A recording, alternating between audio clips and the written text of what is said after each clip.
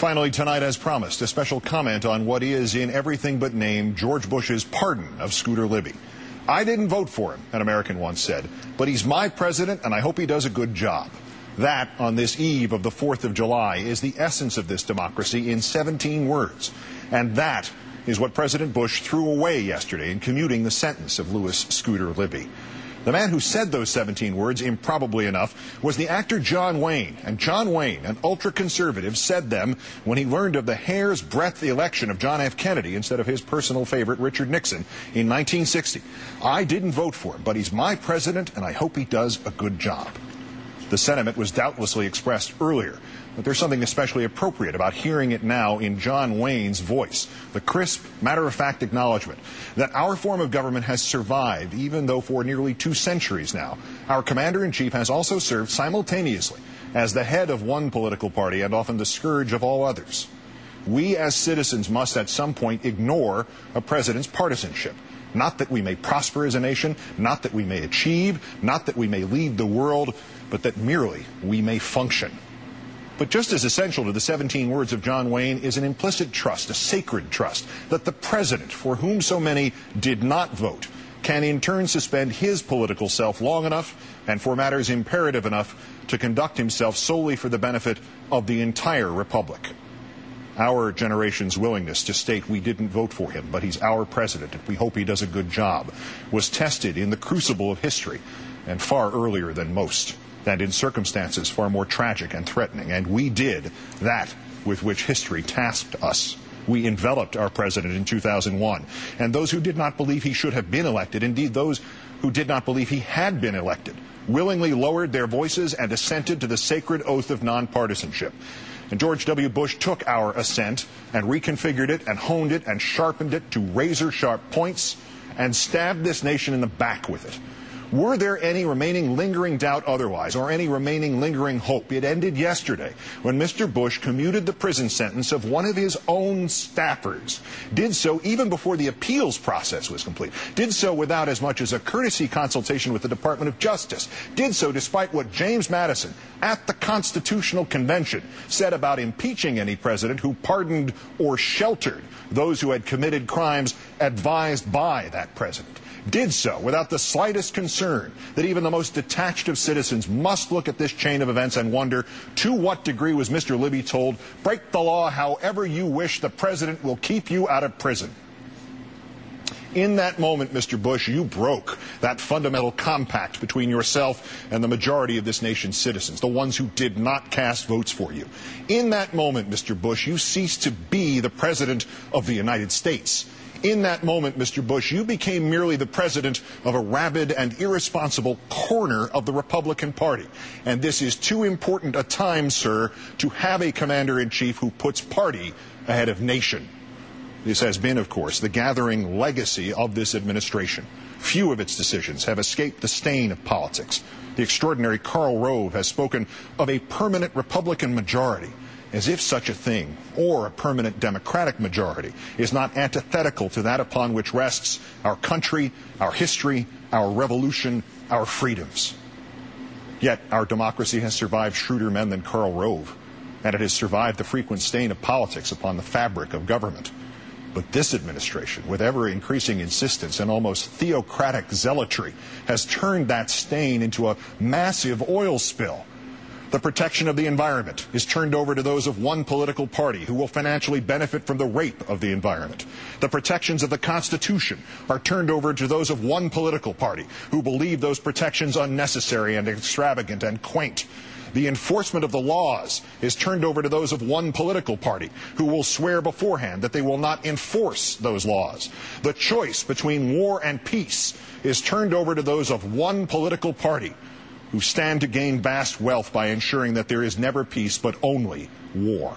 And now, when just one cooked book gets corrected by an honest auditor, when just one trampling of the inherent and inviolable fairness of government is rejected by an impartial judge, when just one wild-eyed partisan is stopped by the figure of blind justice, this president decides that he, and not the law, must prevail. I accuse you, Mr. Bush, of lying this country into war. I accuse you of fabricating in the minds of your own people a false implied link between Saddam Hussein and 9/11. I accuse you of firing the generals who told you that the plans for Iraq were disastrously insufficient. I accuse you of causing in Iraq the needless deaths of 3,586 of our brothers and sons and sisters and daughters and friends and neighbors. I accuse you of subverting the Constitution, not in some misguided but sincerely motivated struggle to combat terrorists, but instead to stifle dissent. I accuse you of fomenting fear among your own people, of creating the very terror you claim to have fought. I accuse you of exploiting that unreasoning fear, the natural fear of your own people who just want to live their lives in peace, as a political tool to slander your critics and libel your opponents. I accuse you of handing part of this republic over to a vice president who is without conscience and letting him run roughshod over it.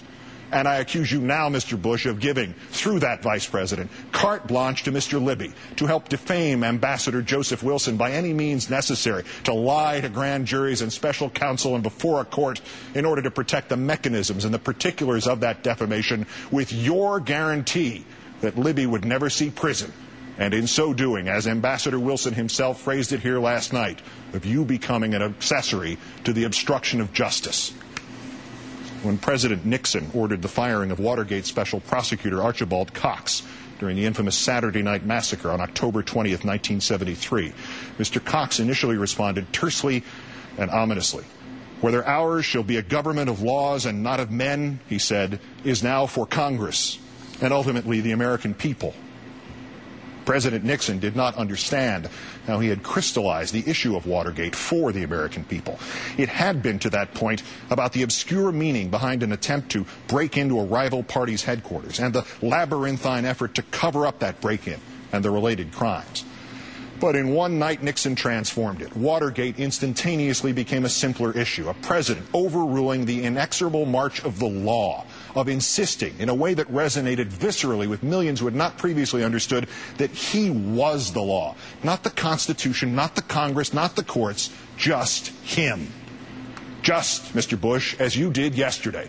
The twists and turns of Planegate, your precise and intricate lies that sent us into this bottomless pit of Iraq, your lies upon the lies to discredit Joe Wilson, your lies upon the lies upon the lies to throw the sand at the referee, of Prosecutor Fitzgerald's analogy. These are complex and often painful to follow, and too much perhaps for the average citizen. But when other citizens render a verdict against your man, Mr. Bush, and then you spit in the faces of those jurors and that judge and the judges who are yet to hear the appeal, the average citizen understands that, sir. It is the fixed ball game and the rigged casino and the prearranged lottery all rolled into one, and it stinks. And they know it. Nixon's mistake, the last and most fatal of them, the firing of Archibald Cox, was enough to cost him the presidency. And in the end, even Richard Nixon could say he could not put this nation through an impeachment. It was far too late for it to matter then. But as the decades unfold, that single final gesture of nonpartisanship, of acknowledged responsibility not to self, not to party, not to base, but to country, echoes loudly into history. Even Richard Nixon knew it was time to resign. Would that you could say that, Mr. Bush, and that you could say it for Mr. Cheney. You both crossed the Rubicon yesterday. Which one of you chose the route no longer matters. Which is the ventriloquist and which is the dummy is now irrelevant. But that you have twisted the machinery of our government into nothing more than a tawdry machine of politics is the only fact that remains relevant.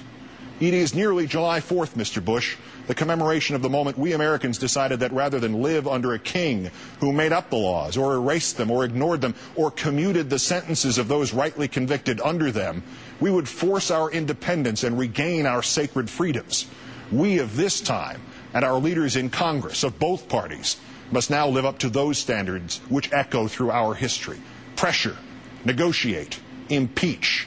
Get you, Mr. Bush, and Mr. Cheney, two men who are now perilous to our democracy, away from its helm. And for you, Mr. Bush, and for Mr. Cheney, there is a lesser task. You need merely to achieve a very low threshold indeed. Display just that iota of patriotism which Richard Nixon showed on August 9, 1974. Resign and give us someone, anyone, about whom all of us might yet be able to quote John Wayne and say, I didn't vote for him, but he's my president, and I hope he does a good job. Good night and good luck.